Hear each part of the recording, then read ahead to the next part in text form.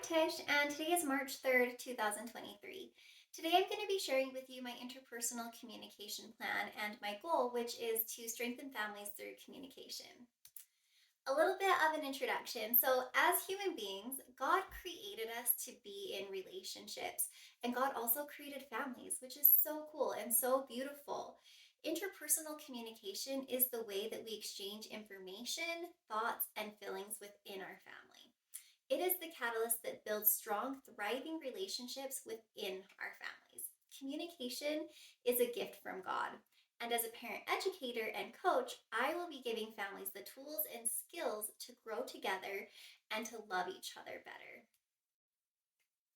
So, I'm going to talk a little bit about my behavioral blend and also what self identity is. So, the first step to strengthening families through communication is first by understanding our self identity.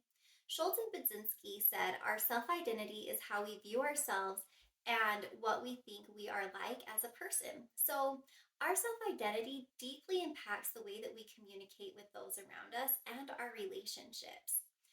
The Uniquely You analysis and disc report is a great tool to help figure out how you self identify.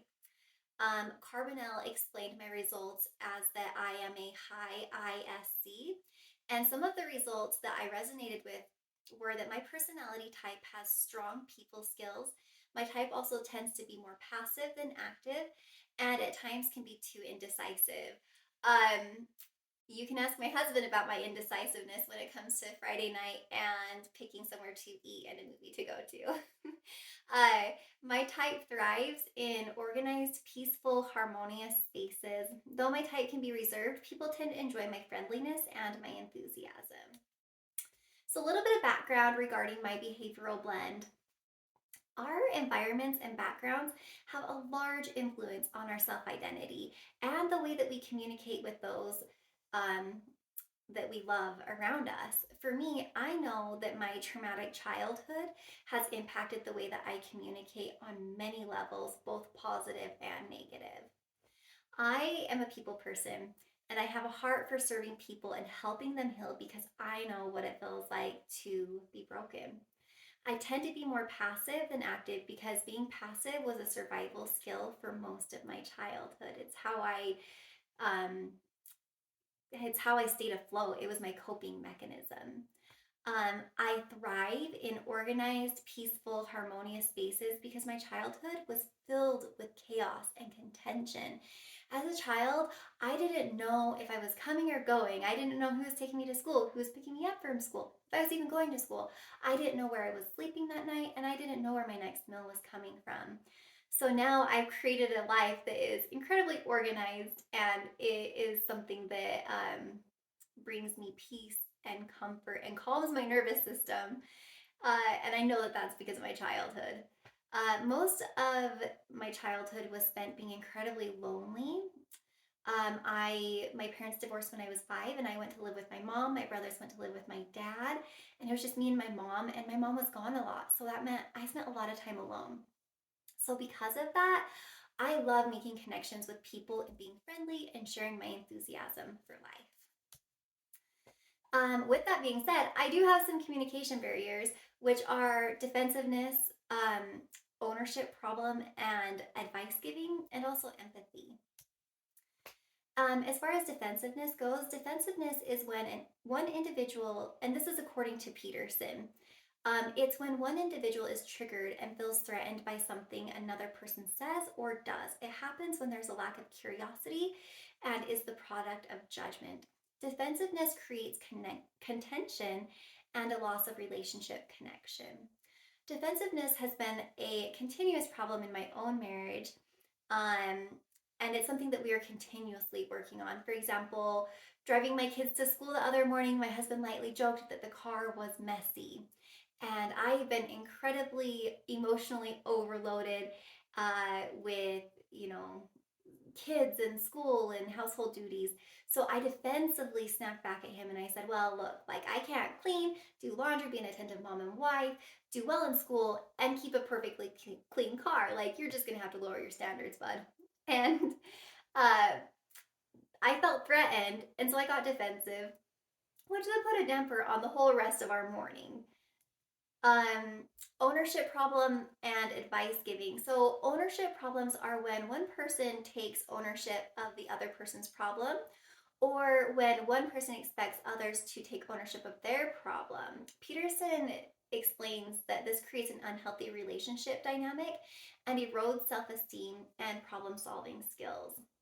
Franz and Weekle advise that is uh, giving in when an individual advice giving is when an individual feels the need to give their input on how to problem solve. They say that advice provides ready-made courses of action rather than encouraging individuals to generate their own solutions. So, taking ownership over problems that aren't mine and giving advice has been a constant issue for me. This is particularly difficult for me when it comes to parenting my two adorable children.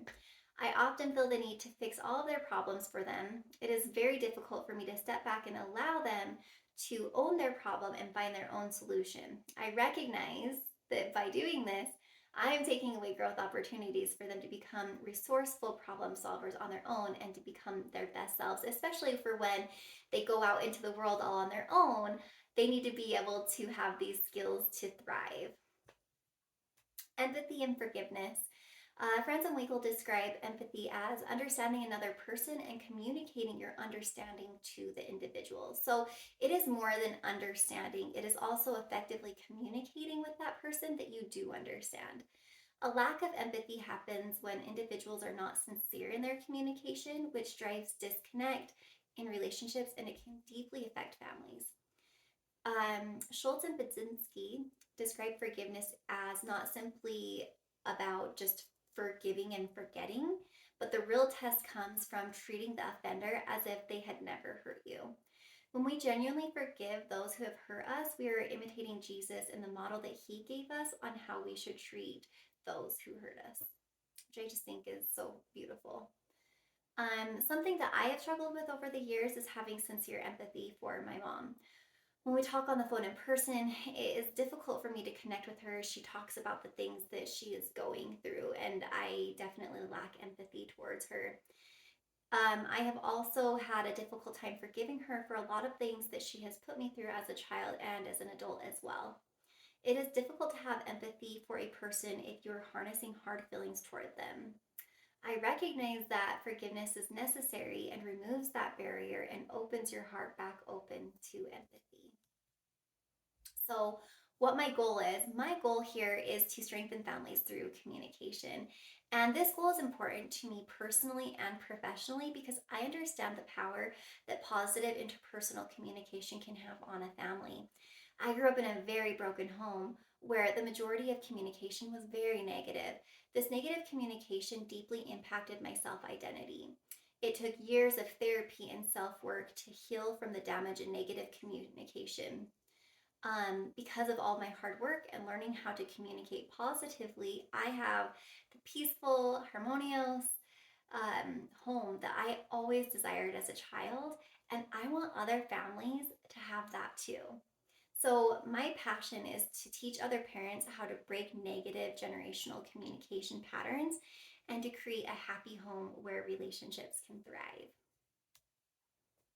So, some of my strategies to achieve this are my strategy for defensiveness is to use Peterson's talker listener card and to recognize when my brain is flat. My strategy for empathy and forgiveness is to get curious and to use Schultz and Budzinski's reach steps.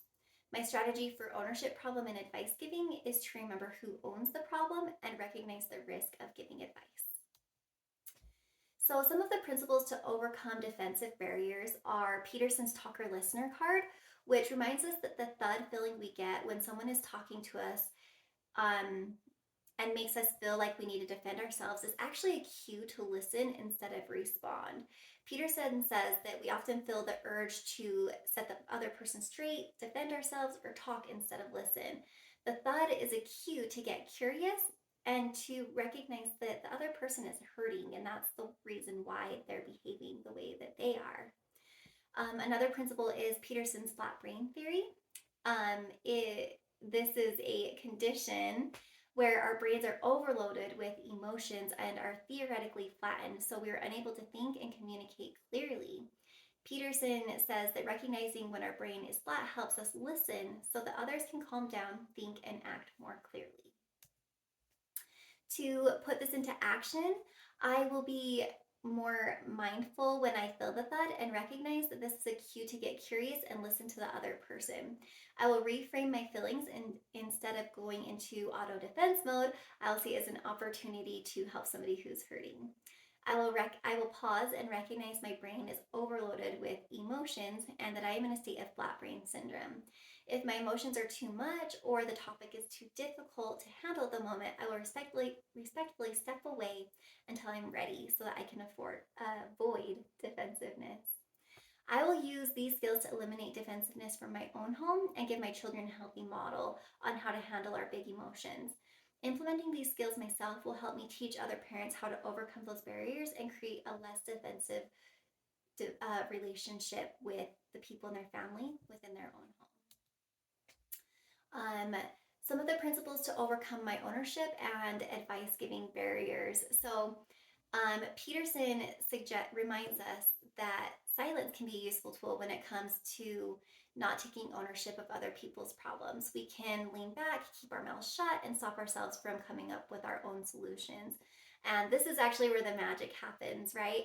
And other people will learn how to work out their own solutions. France and Weigel suggest that we can recognize the risks of giving advice and remember that often giving advice can damage someone's self esteem and send the message that you feel your ideas are superior to their own and that they're not capable of problem solving all on their own. And to put this into action, I will remember who owns the problem so that I don't take away opportunities for growth and problem solving. I will be a good listener and attentive while also providing silence so that the person feels encouraged to brainstorm and to find their own solutions. I will remember the risks of advice giving and resist the temptation to give advice where it isn't needed or wanted. I will remember that advising is talking and not listening.